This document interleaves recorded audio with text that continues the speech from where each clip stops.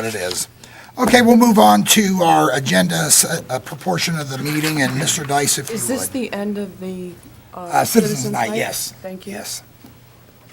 Mr. Dice. Okay, we start with it. We're not going to do any of these. We're going to go right to the... We're going to go right to our two Okay. issues, and then we'll go to the stuff. So, council, if you would, you look at your agenda, we're going to move, we're skipping the approval of the minutes, the tax collections, list of bills, vacancies, and we're going to go to the consent agenda. Correct. And that begins the query on the billboards. Once again, let's kind of make the record here, and this is being stenographically taken down. There are two matters that are going to go on tonight. One is the public hearing for the overlay district. Secondly, there is the conditional use hearing, plural. I would ask anybody that intends to give testimony tonight to stand up, raise your right hand, and be sworn in. Okay. Do you swear to tell the truth, the whole truth, and nothing but the truth, so help you God? All right, so you've all been formally sworn in. Let's begin this with a brief presentation, Mark, from you, giving us kind of a vanilla flavor of what's gone on so far and what we're seeing tonight. Okay, I received the application for 3 conditional use outdoor advertising properties within the municipality of Monroeville as listed as under consent agenda under new business. Applications 14-9C, Robert F. Orlando, Right Angle Media Incorporated, Jeffrey Gerber, Interstate Outdoor Advertising, LP. As you can see, the applicant is requesting conditional use plan group unit approval to construct 1 outdoor advertising structure billboard containing 2 14 by 48 or 672 square feet advertising bulletin faces. The property ID is 542D398, is owned by Union Railroad Company, located on Thompson Run Road, containing 1.3 acres in the M2 Industrial Zoning District. The second conditional use application is application 1410C, Jeffrey Gerber, Interstate Outdoor Advertising, LP. Again, the applicant is requesting conditional use plan group unit approval to construct 1 outdoor advertising structure billboard containing 2 14 by 48 or 672 square foot advertising bulletin faces. Parcel ID number 742N32 is owned by Smith R.H., located at 4250 Old William Penn Highway, containing 3.833 acres in the C2 Business Commercial Zoning District. Conditional use application 1411C, Jeffrey Gerber, Interstate Outdoor Advertising, LP. The applicant is requesting conditional use plan group unit approval to construct 3 outdoor advertising structures, billboards, each containing 2 14 by 48 or 672 square feet advertising bulletin faces. Parcel ID number 638B253 is owned by Duquesne Light Company, located on Harper Drive, containing 10.064 acres in the M1 Industrial Zoning District. Accompanying these applications is a request to create a outdoor advertising overlay district in specifically for these three locations. This is listed on page 4 of your council agenda under ordinances. I'll read it specifically. An ordinance of the Council of the Municipality, Allegheny County, Pennsylvania, amending Ordinance 1443 as amended, including Article 6 definitions, amending and providing additional definitions for the development within the bulletin board, billboard, and outdoor advertising overlay district. Article 2, district regulations, Section 201, zoning districts, and Section 202, district boundaries, to create an outdoor advertising overlay zoning district located along Interstate Roadway corridor of the Penn Lincoln Parkway, Interstate 376. Thank you, Mark. Mark, can you give the public an idea of what an overlay district is? Just the vanilla flavor of that? Yes, currently the municipality on the record right now has 2 overlay districts on as amendments of our Monroeville zoning ordinance 1443. The first and most important one is the floodplain overlay district, and that designates your floodways and your floodplains throughout the municipality of Monroeville. That was amended, I believe, September of last year that we created that overlay district.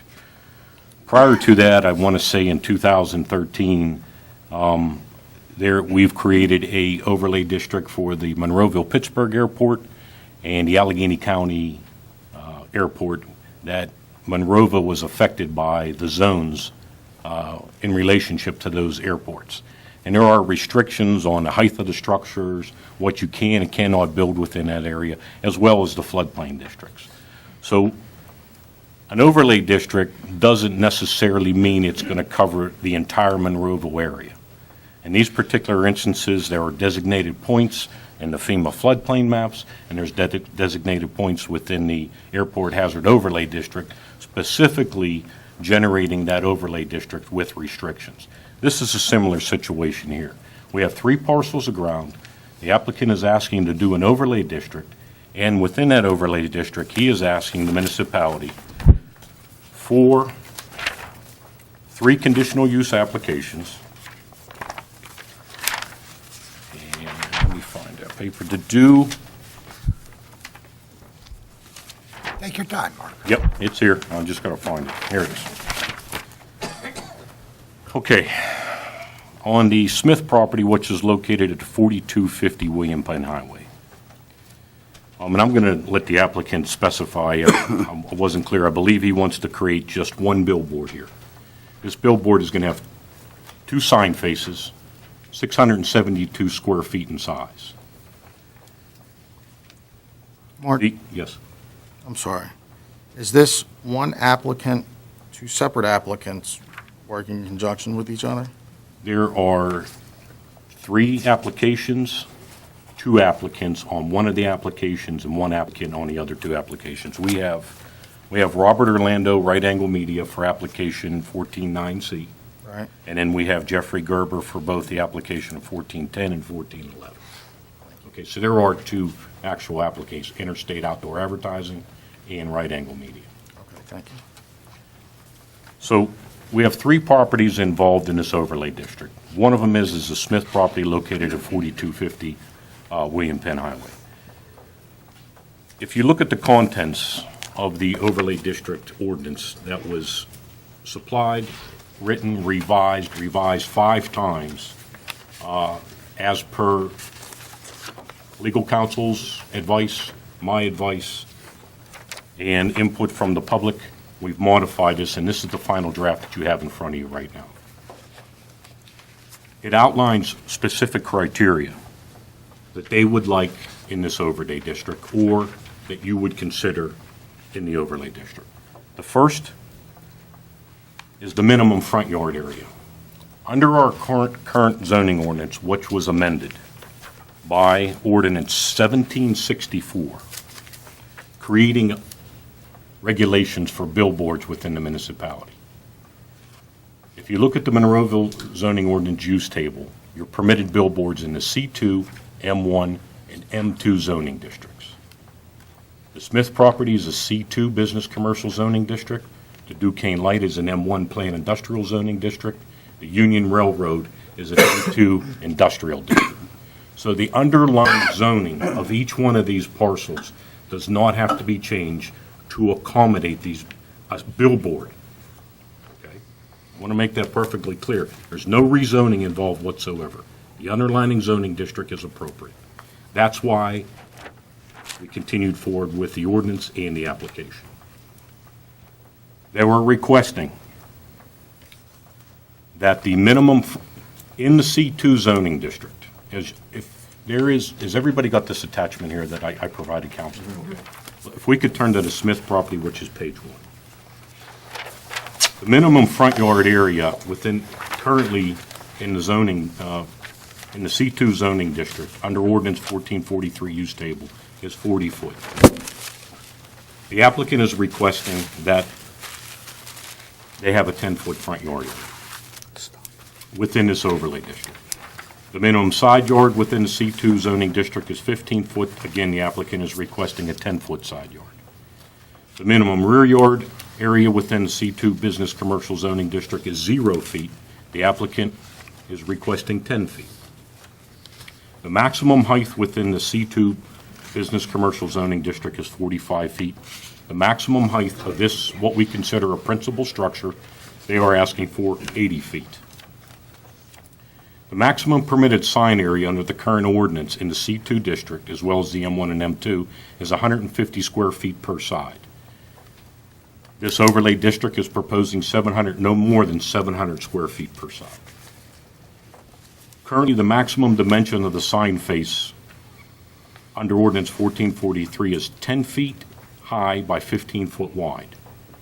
This overlay district is allowing for them a dimension of 14 feet high, 48 feet wide. The current maximum spacing between billboards within the C2 zoning district, as well as the M1 and M2, is 750 lineal feet. This overlay district is asking for spacing at 500 lineal feet. Also, too, the current zoning ordinance does not allow color lighting on the billboards. They're typically stagnant. And we've tried to modify this with our sign ordinance that you guys passed last year with the digital reader boards and things like that. We went to different colored text and things like that, just to give, we still have the black background, but it's a different colored text. So we are keeping up with the times. Currently, lighted billboards are not permitted. Under the overlay district, they will be permitted.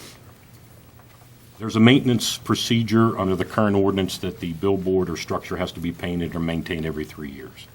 In this particular instance, and with today's paints and adhesives and that, they're asking for every 10 years. And does everyone agree on that 10-year, from 3 to 10? That's what is being proposed in the overlay. Okay. Yeah. I think with the technology today and the type of paints that are available, and we have a property maintenance code, so if there's a defect in the primer and the paint, we can always go after them and say, hey. Okay, so we have a catch, just in case. We absolutely do. Okay, thank you. Yep. And if you turn to page 2 of this, council, we're switching to a different zoning district, and we're also switching to a different property. But they're asking for the same, Yes, exactly right. so it's repetitive on all three. It is. It's repetitive, except for whether the requirements are under the current ordinance. They're a little bit more than what the C2 is. So I want you to, when you're reading this, the minimum side yard in one district is 20. So there are changes within the district. So, if you want me to read through them or just review Well, them. there's changes in the district, but not the overlay. The overlay The overlay is is consistent throughout each one of the conditional use applications. What we're going to do, Mark, is make this an exhibit in the hearing, okay? Sure. So the first exhibit will be the proposed outdoor advertising bulletin board, billboards comparison details that you put together, okay? Anything else, Mark? No, unless you have any questions that would you like to follow up? I need some, Manager, does that clarify things? I'd just like some clarification on, and, forgive my naivety on this, define the front yard, side yard, rear yard. What are, Okay. Under the zoning ordinance, a front yard is defined as the property line that fronts a thoroughfare. A side yard would be anything that does not front a thoroughfare, and the rear yard is a rear yard. So typically, when a principal structure setback has to be, under the current ordinance in the C2 district, has to be set back 40 feet from the front yard area. And depending on the zoning districts, in this particular case, the minimum side yard in the C2, the building can sit 15 foot back from there. Okay, so clarification, front yard on the thoroughfare, side yards, rear yard. In this particular case, there are would not be 2 front yards in any case. Everything would be located as one front yard. thank you. There's I get it. technicalities involved when you're on a corner lot and things like that. Confusing. You have to take things into consideration. Mark, none of these are in a residential area. Nothing's going to face someone's home. That, I'm going to leave up to the applicant to explain that. Okay, Okay? I can't tell you, I'm going to leave them up to. okay. Okay, so that's your general summarization, right? All 3 of these sites are along what we call the corridor on 22. Interstate 376. Okay, Interstate 376. West, Westbound. okay. And They're eastbound. on both sides. Faces will. It runs from Monroeville into Penn Hills to Churchill. Correct. Okay. Thank you, Mark. Now, we're going to hear from the applicant first. We're going to go through the conditional use application process, as well as I want you to address the ordinance itself and the overlay. Who's going to speak on behalf of the applicant? Is this the first application, 14-9-C? As I understand, Mayor, that, first of all, I am Ray Holer. I'm an attorney representing the applicant Interstate Outdoor Advertising. As I understand it, the testimony and the presentation made this evening for expediency purposes will be consolidated for both the conditional use applications, whether it relates to Site 1, 2, or 3, as well as the application to amend both the zoning ordinance of the municipality as well as the zoning map of the municipality, and also serve as a presentation testimony at this hearing with regard to the plan unit group application that is consolidated with the conditional use application. So in direct answer to your question, we'll give testimony. We'll try and do it one time to cover everything Very good. for both all the applications that are before council this evening. That would be great. And let me just caution council. Remember, tonight you're going to hear this. We're going to adjourn this at some point tonight. You're not going to take any votes tonight. My suggestion to you is not to talk about this matter. If you remember, this takes on a quasi-judicial atmosphere, and my suggestion is over the weekend until next Tuesday, you not discuss this matter with anybody, even amongst yourselves, until you decide, if you choose to go into executive session and deliberate on this matter, at which time you can certainly address it amongst yourselves. But I would suggest that you not go to the site and look at it. Don't ask for public comment or see anybody in the supermarket and talk about it. Because once this closes, that ends the testimony, and I don't want anybody coming up Tuesday saying, well, I saw one of you in the supermarket talking to so-and-so, and they were trying to lobby you to go one way or the other on this project. Mr. Dice, can I have a point of clarification Sure. on your statement? Are they allowed to talk to staff in regards to any Sure, questions they might have? staff they can. Okay, so that's the general rule after this is over. So why don't you begin your presentation? At the conclusion of your presentation, then we're going to switch to, if there's anybody here that wants to testify on behalf of the project in favor of, then we'll go to whoever wants to speak against the project, if there's anybody. Okay. Very fine. Thank you very, very much, Mr. Dice. And Mayor and Council, what I'd like to do this evening is just to give a brief overview of what is before you, and I think that the zoning officer, Mr. Schufo, has done an excellent job of presenting it. And then I'll give you a little outline of the witnesses that we will be presenting and what they will be testifying to, so you can know, and then we'll begin with the testimony stage. Our presentation this evening will consist of the following. I'll give this overview, then we will, of generally what is before council, and then we will have Mr. Jeff Gerber, who is the Chief Operating Officer of Interstate Outdoor Advertising, the applicant on all the applications that are before you, and he will describe the size, type, and characteristics of the signs that are proposed for advertising displays, and the condition and the requirements controlling those types of displays in the proposed amendment. And this amendment will create an overlay districts, and there will be 3 separate overlay districts that are being proposed, and they will relate to allow and to accommodate for outdoor billboard advertising along the interstate highway.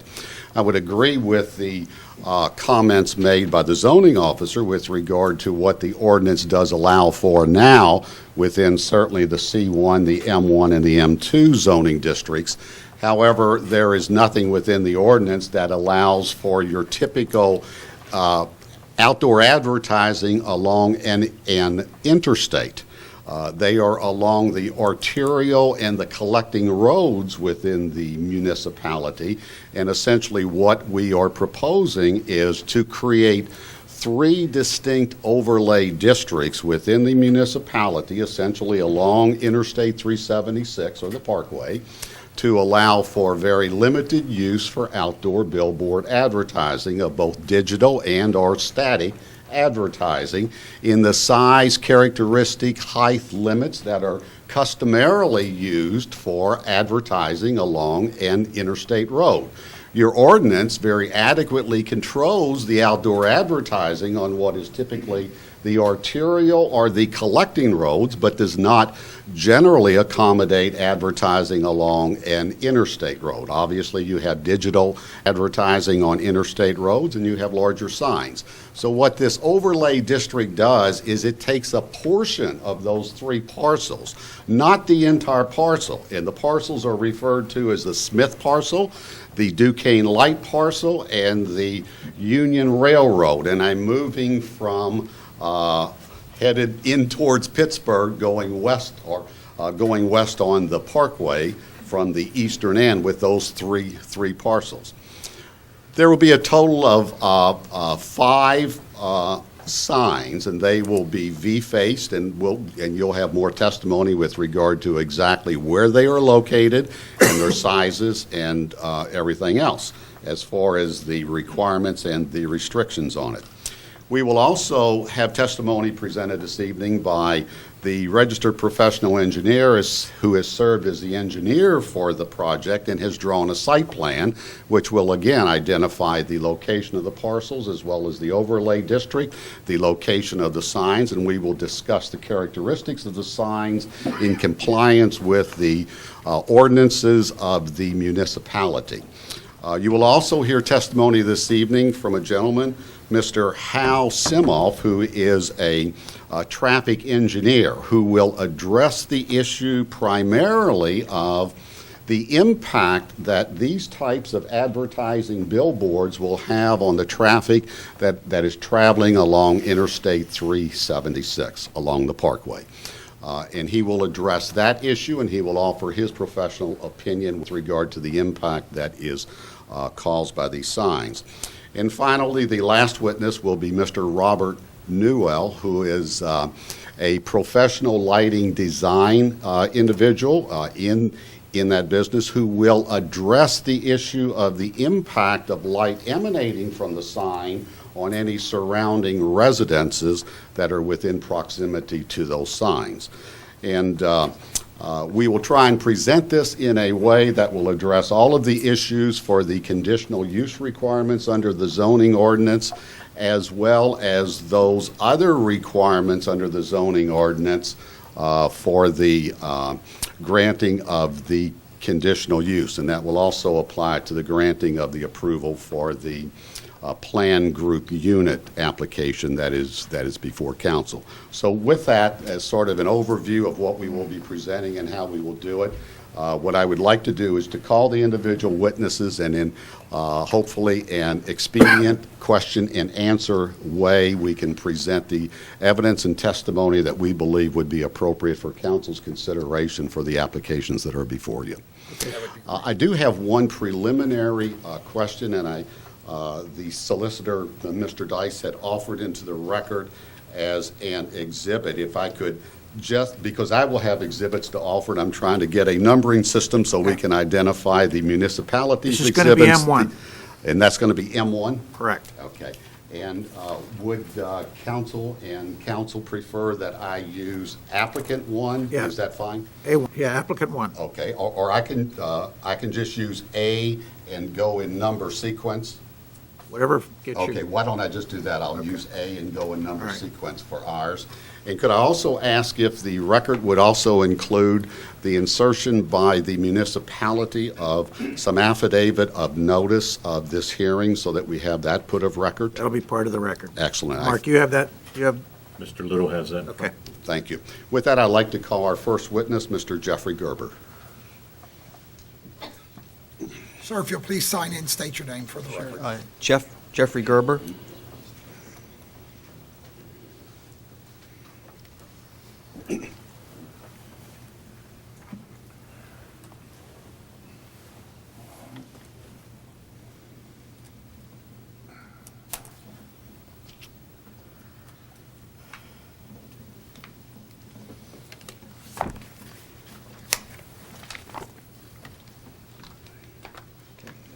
Thank you. Jeff, would you please identify for the record your name and your occupation and by whom you are employed? My name is Jeff Gerber. I'm the Chief Operating Officer of Interstate Outdoor Advertising. Jeff, when the witnesses were sworn in this evening, you did stand and you did take the oath? Yes, I did. Would you, Jeffrey, you are familiar with the applications that are before council this evening? Yes, I am. Would you describe generally the type of billboard advertising that is proposed by these applications? The type of structures you mean, or? Yes, the type, are they freestanding, with their shape? All of the signs in terms of structure are identical. They are single pole supported structures with two 14 by 48 faces, each sign face measuring 14 feet high by 48 feet long. Some of the faces we are proposing to be static, and some of the faces would be digital. Now, when you say static, is this a vinyl covering that you would? That's correct. The static is a vinyl that is printed and attached to the sign. And when you say digital, would you, It's a digital sign face made up of a number of light diodes that the copy changes every 6 seconds, no less than every 6 seconds. okay. Now, what is the height limit that you are proposing with the amendment that is before council this evening? The proposed amendment provides for a maximum height limit of 80 feet above the base of 376, the roadway of 376. So it's judged from the base of 376 as That's- far as? That's correct. What it is, okay. And the setback limit that is proposed under the amendment, what is that setback limit? 10 feet. Now, would that be for both the front, side, and rear yard setbacks, as has been indicated? Yeah, that's correct. Okay. Yes. Okay, and the separation between the signs that are being proposed, first of all, how many signs are being proposed? Total of 5 signs, 1 on the Union Railroad, 3 on the Duquesne property, and 1 on the Smith property. Okay, and what is the distance between the signs that is proposed? A minimum of 500 feet, which would comply with the New Jersey, with PennDOT's requirements of 500-foot minimum spacing between outdoor advertising signs. Okay. Now, on the appearance of the signs, will there be any, will the signs rotate or move in any fashion? No motion of the signs. They will all be stationary. Will they flash or will they emit any noise? No, they will not. Will they contain any color displays,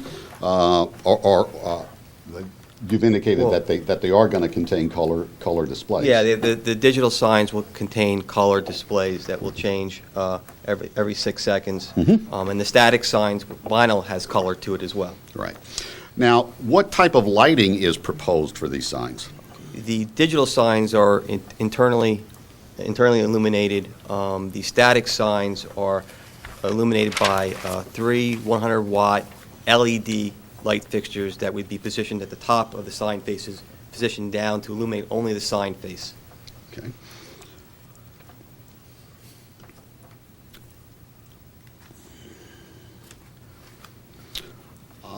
Can you tell council about the content of the advertising material that will be contained on these signs? Yes, the advertising on all of the signs would be, the main category would be your general advertising, car dealers, restaurants, hotels, jewelers, things of that nature. There would be no gentleman clubs, go-go bars, no pornographic or any other inappropriate copy. I would describe it as G-rated advertising. Our company doesn't accept the type of advertising from go-go bars and gentleman clubs and things of that nature, and we would agree to any condition like that imposed by council on these signs. Also, the signs would be available for public service messaging. In particular, the digital signs are really a wonderful tool for municipalities to use to serve the public for emergency messaging, for weather alerts, traffic alerts, amber alerts, silver alerts. The FBI uses them for top 10 wanted lists, and local police departments also use them. Our company joint ventured with J.C. Deco for a public procurement in Chicago for a total of 64 digital sign faces, 30 structures on all the major roadways going into Chicago. The main driver for this project for Chicago was to use all of these digital sign faces to incorporate those faces into their emergency messaging system. And how it works is, if there is a weather alert or some other kind of emergency, these emergency messages override the advertising and to alert the public. And it's extremely effective. And there's two ways it can be done. Either the Chicago can either do the option of either they directly putting in the emergency messaging or notifying us, which we can do in a matter of minutes and override those messages. Also, the digital signs are very effective for public service, for promoting local charities, promoting local fire departments, police departments, fundraisers, things of that nature. The signs are unfortunately never sold 100% of the time. There's always available space on the digitals. How it works is typically every 8 seconds, usually there's a new message. So there's basically 8 different messages per minute. There's usually 1 or 2 available spots that can be used for public service and other charity type situations. Now, Jeff, you understand that should the amendment to the ordinance and the conditional use applications be approved, you will be required to seek site plan approval for the specific construction standards that are to be followed in the construction drawings for each of these sites. Is that correct? That's correct. And in the submittal of that site plan, is it your intention that all the municipal and state regulations and requirements for permits and so forth will be complied with? Yes. In fact, we typically try to exceed the safety requirements, the wind load requirements for our structures. We built 8 structures in New Orleans 9 months before Katrina hit there. We were the only sign company not to have any damage to our signs because they were over-designed to withstand heavy wind loads. As far as landscaping, will there be landscaping at the base of these structures as would be required? To the extent that we can do it, there's some rock formations and things that may be difficult to do landscaping there, but to the extent that we can, we will. If we can't, we would be certainly willing to put landscaping elsewhere within the municipality as a form of remediation. And on the maintenance requirements for these signs, will they be inspected and painted on a regularly scheduled basis? Yes, it would be a minimum of every 10 years. And of course, if for some reason there was a problem with the paint or anything else in less than 10 years, we would address it. And would any of the reports, or would copies of all of the reports from those inspections be provided to the municipality? Yes. And those inspections will be performed by an independent engineer? Correct. And is it your intentions and or would you agree that any deficiencies would be corrected within 30 days? Absolutely. Okay. Now, on the outdoor advertising overlay areas, that will essentially follow Interstate 376 and extend onto each of the parcels essentially for a width of about 180 feet? Yeah, 180 feet in from the right-of-way of 376. Okay. So it's not including the entire parcel, it's just a portion of each of the parcels? That's correct. And I think you've already described the number of signs that you will have on it.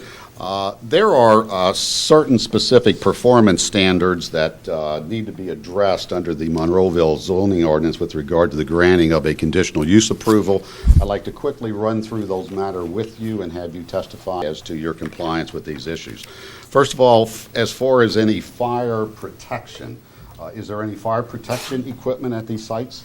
No, none is necessary. Is there anything that catches fire? No. Okay. Are there any electrical disturbances that are created by these signs for any of the radio or other equipment within the vicinity? No. Or is there any noise that is emitted from any of these signs? No. And do they vibrate in any fashion? No. Are there any odors coming from these signs? No. Do any of the signs create any air pollution? No.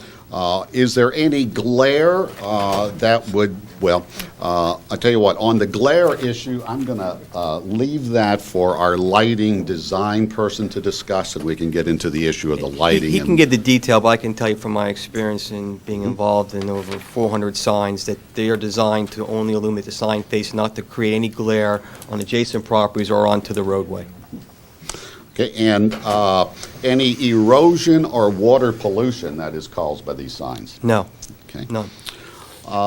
Jeff, have you had discussions with agencies here within Monroeville with regarding to providing some incentive for local businesses to advertise on the signs? Yes, I've had discussions with the Monroeville Chamber of Commerce, and we have agreed to offer all their members 10% discount on the rate card of our signs if we build them in Monroeville. And is it your intention that you will also work with the Monroeville Visitor and Convention Bureau to promote activities and events that are occurring and to work in cooperation with them and to offer such? Yes, to help promote them and help promote Monroeville. Very fine. With that, I have no further questions of this witness. If council should have any questions, we'd be happy to respond to them at this point. Let's start on this end. Quick Yes, sir. question. With the I digital can't sign. hear you. You have to. Lena, Sorry. With the digital signs. Yes, sir. If there is a malfunction, some of the bulbs go out or whatever, is that your company to fix that? And Absolutely. How it works is there's two monitorings of this. One is we have internal monitoring at our office. The provider that we use is Watchfire. They also have monitoring. And if there is a malfunction with the display, it will go black, and we will immediately get somebody out to repair it. So we have a double check to make sure that that doesn't cause any kind of problems. thank you. You're welcome. you said that there's going to be vinyl and digital. How many of each? We are anticipating 4 digital faces and 6 static faces. There's 5 signs, 2 sides, total of 10. 10 sides. And what we're anticipating is there's 3 signs on the Duquesne property, which is on the north side of 376. The middle sign would be what we'd say a double, both sides would be digital. On the Smith property, the sign that would be directed to westbound traffic, it would be the east-facing sign, westbound traffic, we'd call a right-hand read. That would be digital, with the other side being static. And on the Union Railroad property, it would be the west face directed to eastbound traffic would be digital, and then the other face would be static. And that Union Railroad is on the, which side? South side of That's on the south 376, side of yes. 376. Okay, now those have to stay that way, or can you change them without coming back to us? We wouldn't propose, we would only propose those 4 faces to be digital, and we may initially only just do the 2 on the Duquesne property first, and then later do those other 2, but we would not anticipate doing any more than those 4. Okay, so that would be the maximum. Yes. Okay, one other thing. You said that these inspections be done by an independent engineer. How often will the inspections be done? We typically have, the signs are built to last for like 80 years. We typically have an inspection done every 2 to 3 years. Okay. And the report, of course, then would come to the borough. Correct. Okay. What's construction time on one of these signs? A structure, there's really 2 main parts of the construction. The first is the foundation. And we're not quite sure what the foundation is going to be until we do some soil borings, but in a typical situation, the foundation is installed in a day or 2. It needs to cure, and then maybe 5 to 6 days later, depending upon weather, the sign can be erected in 1 to 2 days. So a total of about a week per structure, but we could do multiple signs at the same time. Understand. But no more than a week or so. And once the signs are installed, the digital signs require virtually no maintenance, and the static signs just to change copy. And now that we use these LED lights that last for 5 to 8 years, we don't have to change light bulbs. It's very minimal maintenance other than changing copy, which is no more than once a month. So there's very little traffic generated by us in terms of servicing our signs. One other, where when you're changing, because I'm curious, when you're changing whatever's on the sign in the digital, where do you do that, or who does it? That is all copy, and I'm glad you raised that. All the copy is changed by computer by our art department in Cherry Hill. Okay. And what I forgot to mention before is that in terms of providing both emergency messaging notices as well as any type of public service messaging, our art department would provide the design of that copy for the municipality at no cost. I understand. Nice. Okay, one last quick question. You had said over 400 signs in one of the things you, I've been involved in my career okay. outdoor advertising. And that's a nice big number. Have you had any issues that you could tell us about with any of these signs or? The only issues that we've ever had, and it happens, it's rare, but sometimes the vinyl will rip. Okay. And it has to be repaired. Lights go out on signs, but other than that, I've not had any serious issues with any of our signs in all the years Okay. I've been involved. In all the single poles. We do own, just to be complete disclosure, we do own a bunch of wooden structures down by Atlantic City. And when we have a storm, some of those poles break and stuff. They're ground mounted, but they're not up in the air. But with respect to the signs we're building here, we've never had a safety issue with any of our signs. Okay, thank you. With the access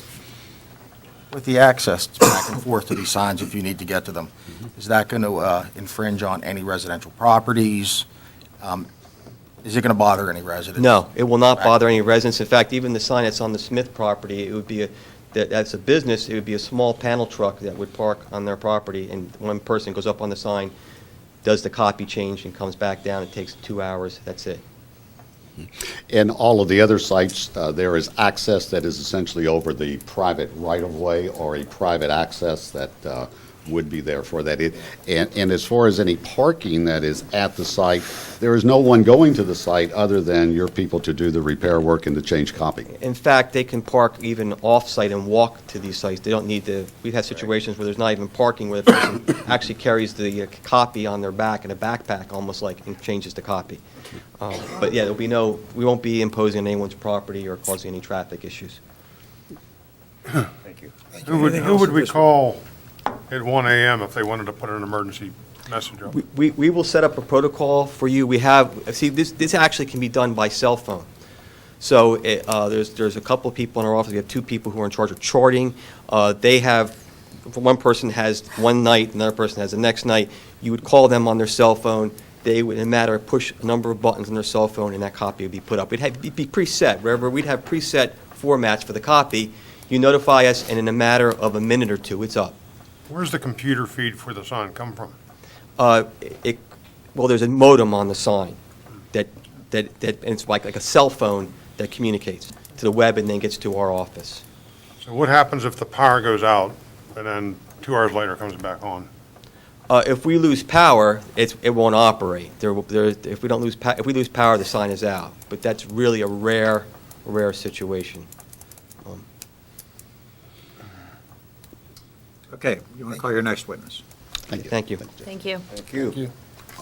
Next, I'd like to call Tyson Miller.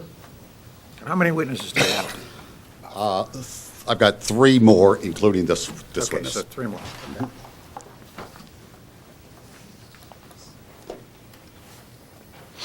Good evening. My name is Tyson Miller with GAI Consultants. We're located in Homestead, formerly in Garden City for quite a long time.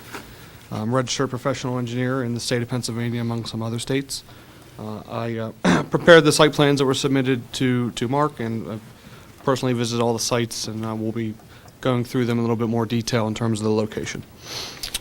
I think you have answered all of the preliminary questions I was going to ask, and why don't we go directly on into the sites, and I noticed that you've placed on, in view of the camera. Joe, can you grab that on camera? There you go.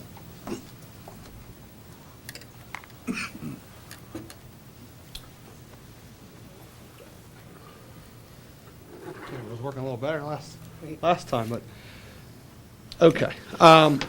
Would you, Tyson, just identify generally what is shown on the exhibit that is set here? Yeah, so This is going to be your first exhibit? Yes. And I will mark this as Exhibit A1. And does the court reporter want a set, and counsel also Yes. want a set? Yep. Okay, so I'll need 2 of them, and why don't you get them marked for me as A1? For that one? Okay, so this plan is what we refer to as the overall plan. Just for clarity, it's a little bit easier to show you all 5 sign locations, all 3 parcels on one plan, so you can kind of get the relative idea of where they're located. So as Ray had pointed out earlier, moving from east to west towards downtown, the first you would come to is the Smith property, which is located here. Further on west, you would have the Duquesne Light property, which is located here. And then you would end at the westernmost location, which is the You're Union off the Railroad. screen. We can't see that one. There we go. The Union Railroad location here. You can also see on this plan, which we've shown is the extents of the proposed overlay district, which is shown in the hatch. And as we described that, generally speaking, it's 180 feet deep from the 376 right-of-way. In certain areas, it is cut off where the property line ends. So you can see here, it's bounded by the extent of the Smith property boundary. Similarly, looking at the Union Railroad property, the ordinance shows that the sign can only be within the the M2 district. That Union Railroad property predominantly is part of the S Conservancy District, and as part of the professionals' review, it was determined that that was not appropriate for this type of use, so it was restricted only to that portion of that property, which is within the M2 zoning district. So we'll start on the east with the Smith property. You can see the location of the sign is here along the western edge of the property. Generally, as most of you are probably aware, there's an existing one-story building on that property, formerly held the Vocolect business, now recently Honeywell. This site sits about 10 to 12 feet above 376, and then the sign would be, above that. Let's see what other. As we had noted, and just one point of clarification on these plans and the plans that were submitted previously, the applicant had proposed a 5-foot setback. So these plans reflect that 5-foot setback.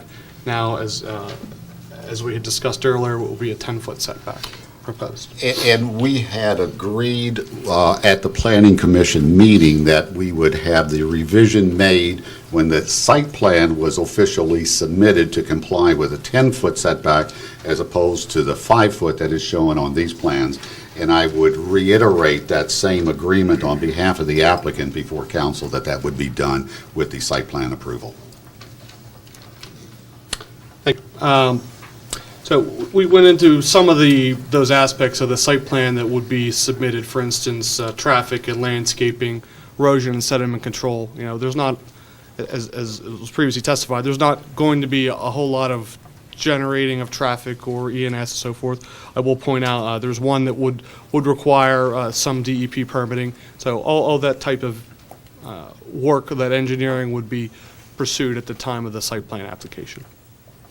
So any approval that should be granted of the conditional use applications, the applicant is certainly agreeable to have as a condition that the ultimate site plan will include compliance with all municipal and state regulations and permit requirements. Okay. So again, I don't know if you have any specific questions relative to the Smith property, but we can move to the west towards downtown again. So again, this is the Duquesne Light property. And you can see that the overlay district, again, is contained only to a certain area.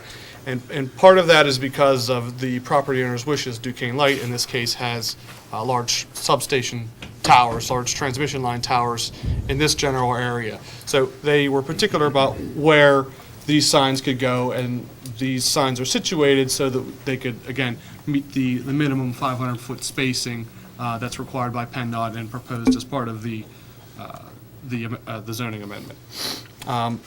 So again, there are 3 signs. This is the easternmost sign on the Duquesne Light property, one in the middle, and one located here. You can see the old William Penn running behind it and Leak Run running at the bottom of the hill. So generally speaking, the easternmost sign from 376, it goes pretty much straight down the hill to Leak Run.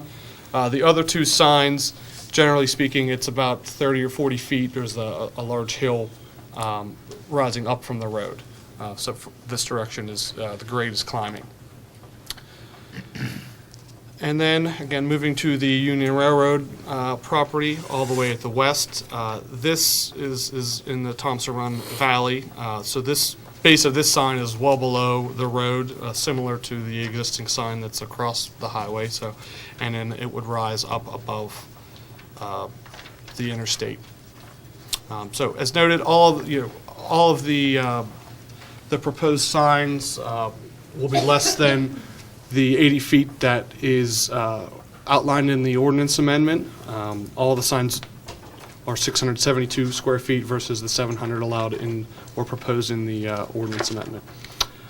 Let's see. Generally speaking, you had asked about how the signs kind of communicate from an internet perspective. The only utility that they're going to need here is electric, and the electric, for the lights and for the digital signs. So, Smith property, there's existing electric nearby, as well as the as well as the Union Railroad property. The Duquesne Light property will require a little bit more infrastructure to install those signs, those electric lines. That's the kind of the general overview of the three locations. So if you have any specific questions relative to those. I have one. What does PennDOT say about, they have regulations on these?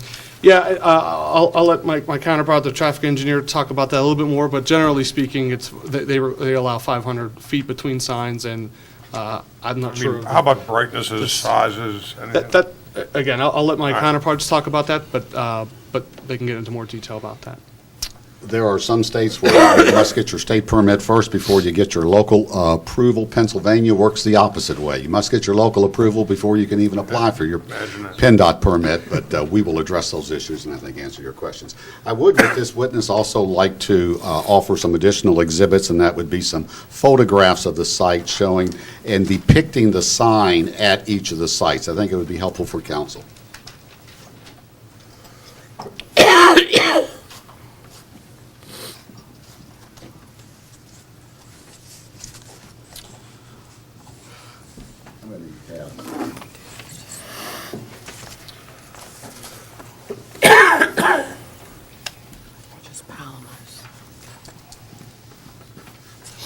Let me give to you, if I could, Tyson.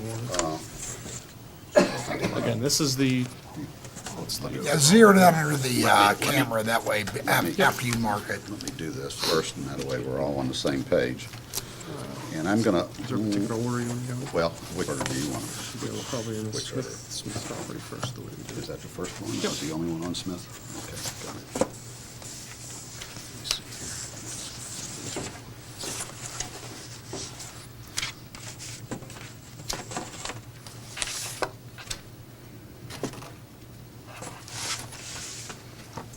This one's similar to that. This one's next. Well, I guess that one's, these two are similar to that one, but we can still include them.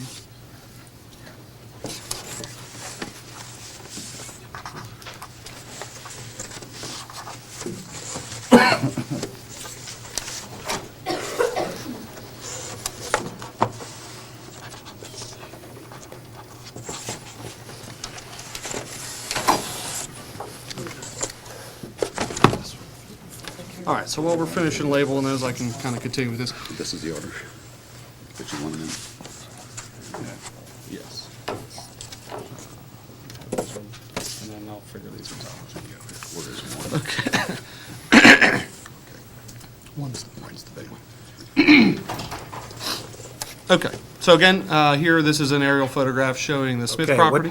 What exhibit is it? This is Exhibit A2. Okay. This is aerial view location on the Smith On property. what site? Just tell us what site that The is. Smith property. Okay.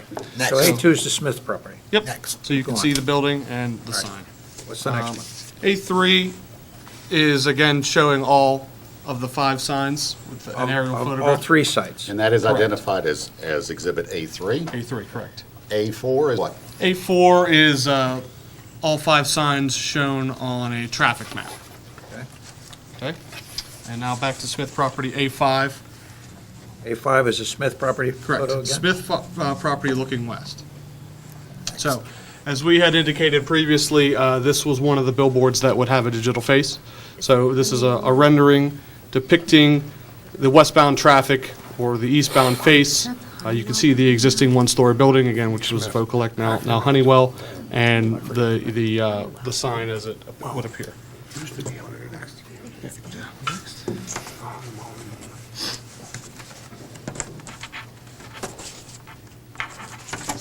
A6?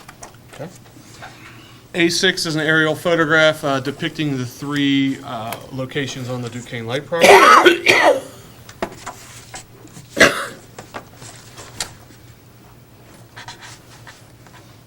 A7? Exhibit A7 is the easternmost sign on the Duquesne Light property. This would be looking in the eastbound direction. And Exhibit A8?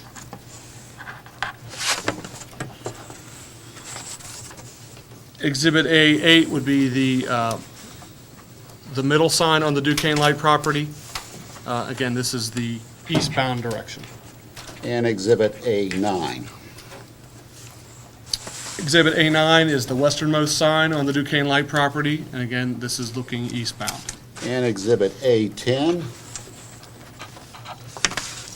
Exhibit A10 is also on the Duquesne Light property, and this shows both the westernmost and the middle sign locations. And Exhibit A11? A11 is an aerial photograph depicting the Union Railroad property. And Exhibit A12? And A12 is the last photograph we have as part of this exhibit, which is the Union Railroad property, and this would be looking in the eastbound direction, but this would be from the westbound travel lane. Okay, now each of these exhibits has a brief description below it. That's that I correct. think you've repeated. So there. Correct. There is a written description of each, what the signs say. Okay, That's correct. thank you. Okay, and we will provide the court reporter with a set and offer Is these. this our set there, too? Yes, I'm intending these full size to be part of the council record, and we will also provide copies. Through with this witness, or you have additional? I'm through with the witness. If council has any questions, be happy to address those. Thank you. Thank you. Sharon? Thank you. Why don't we leave all of the exhibits? Sharon, I know there's been a lot of testimony. Are you still okay? Maybe if we take maybe Break. 5-minute break, yeah. Okay, ladies and gentlemen, for our court reporters' fingers, if you will, we're going to take a 5-minute break. My caution again to council is not to discuss this.